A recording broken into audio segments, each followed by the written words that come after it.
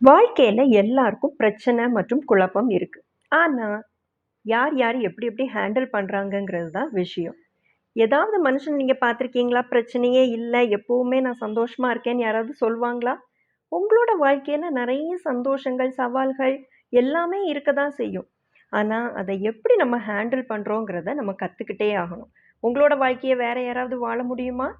முடியாது. சந்தோஷம் வந்தா என்ஜாய் பண்றோம். கஷ்டங்கள் வந்தா மட்டும் ஏன் ஓட நெனைக்கணும்?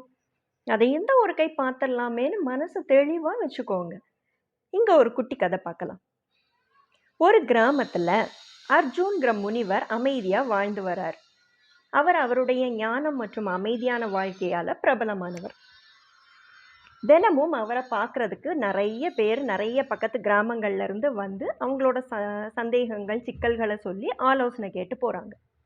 அப்படி இருக்கும்போது ஒரு நாள் ரவிங்கிற இளைஞன் வரான். குழப்பம் மற்றும் பிரச்சனையால ரொம்ப சோர்ந்து போய் இருக்கான்.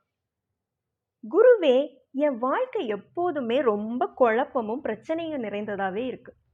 எவ்வளோ முயற்சி பண்ணாலும் அமைதியே இல்ல. நான் என்ன பண்றது? அப்படின்னு கேட்குறான்.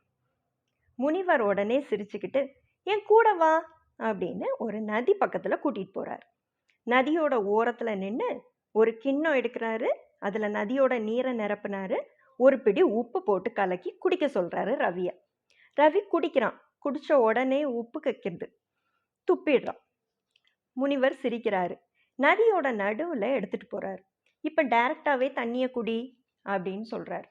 அவன் ரொம்பவே திணறான், தயங்கி நிக்கிறான். அப்புறமா அந்த தண்ணிய முனிவர் சொல்ற மாதிரி எடுத்துக்கிறான். ஆ, தண்ணி சுத்தமாவும் ரொம்ப டேஸ்டாவும் இருக்கு அப்படின்னு. உடனே முனிவர் கேட்குறாரு, வித்தியாசம் புரியுதா? ஆமா, நதியில எவ்வளவு உப்பு இருந்தாலும் அவ்வளவா தெரியல அப்படின்னு சொல்றான். உப்புங்கிறது வாழ்க்கையில உள்ள குழப்பம் மற்றும் பிரச்சனை.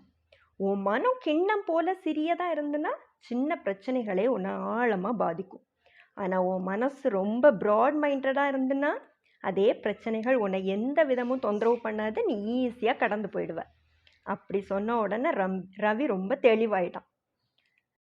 அப்பத்துலேருந்து ரவி தன்னோட மனசை எப்போவுமே ப்ராட் மைண்டடாக வச்சுக்கணும், சந்தோஷம் நிறைஞ்சதாக வச்சுக்கிட்டாலே பிரச்சனையை ஈஸியாக ஹேண்டில் பண்ணிடலாம் அப்படின்னு சொல்லி தெளிவாக சிந்திக்க ஆரம்பிச்சிட்டான். இந்த கதையில் முனிவர் என்ன சொல்ல வர்றாருன்னு பார்த்தீங்களா? நீ உன்னோட வாழ்க்கையின்னு உள்ள சவால்களை மாற்றவே முடியாது.